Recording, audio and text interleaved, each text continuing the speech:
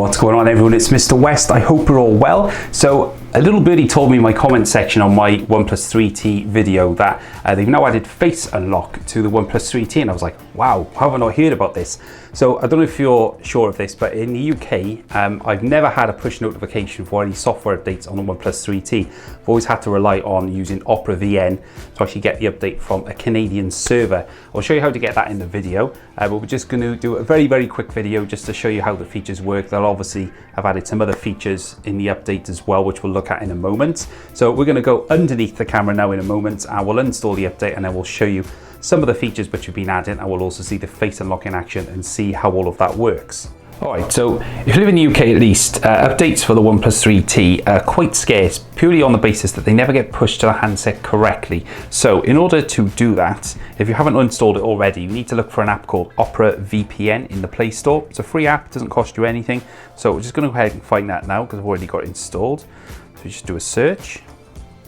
Okay, so first what you need to do is just connect. So the first region you want to look for is Canada. You can actually change any regions. You've got Canada, Germany, Netherlands, Singapore, and United States. But if you pick Canada, once that's on, you'll see that Opera VPN is connected in the background. So if we then go back into system updates, it has appeared. So it says here, system updated to Android security patch 2018.5, supported face unlock, refined shelf UI design, new design for app shortcuts, supported more options when long pressing an icon, gallery, places, a map view of photos by location, added recently deleted collection, file manager, added large files category, and then finally weather, added a new widget for the launcher, improved the positioning accuracy, and adjust redress interval for weather information update. So let's go ahead and get this installed now. All right, so that update seemed to take absolutely forever to actually go through, and it's finally been updated. So for the benefit of the viewers who are watching this, I've gone away from my usual Nova launcher setup and back to the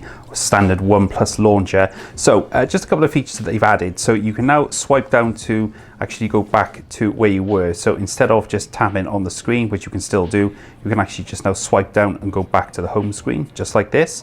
And they did say that they've redesigned the shelf. Now, this is something I never ever use. However, it's just populated some of the recent apps I've just been looking at whilst I've been looking after the updates. So looking at the gallery section, so it did say that they put a new places section in there. So I'll just show you that now. So if we go into the gallery, all right, so we've now got places. So this arranges all of your photos into places that you've actually been to. So we can see here I've taken a number of photos around the home area where I've been.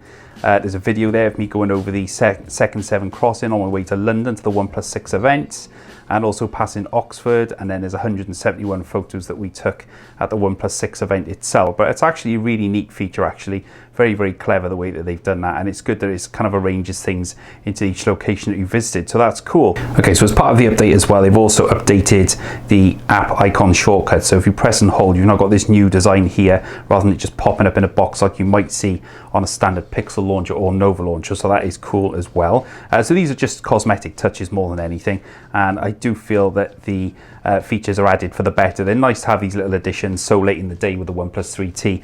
OnePlus did say that the Oreo update would have been the last update that they pushed to this handset, so it is nice that they've actually added some further features just to squeeze the last bit of life out of the handset. But the most important thing, I think, is the new face unlock feature. So we do that by going into security.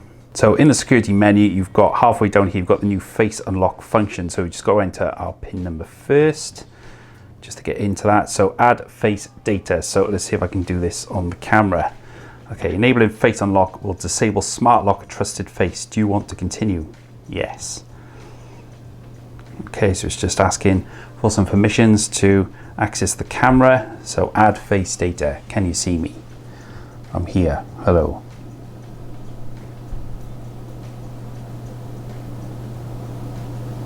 All right, so that was simple enough. So we're done. Confirm, and that is basically it. So in situations where the camera cannot recognize your face, the screen will light up to help the camera recognize you. So we'll switch that on as well. So obviously that will just light up the screen in one light flash. It also happens on the Huawei P20, which we've just got off to the side here. So let's go ahead and give the face unlock a try. And that is it. Let's try that again. Wow, that is quick. And again. Wow, that is cool. That is stupidly quick.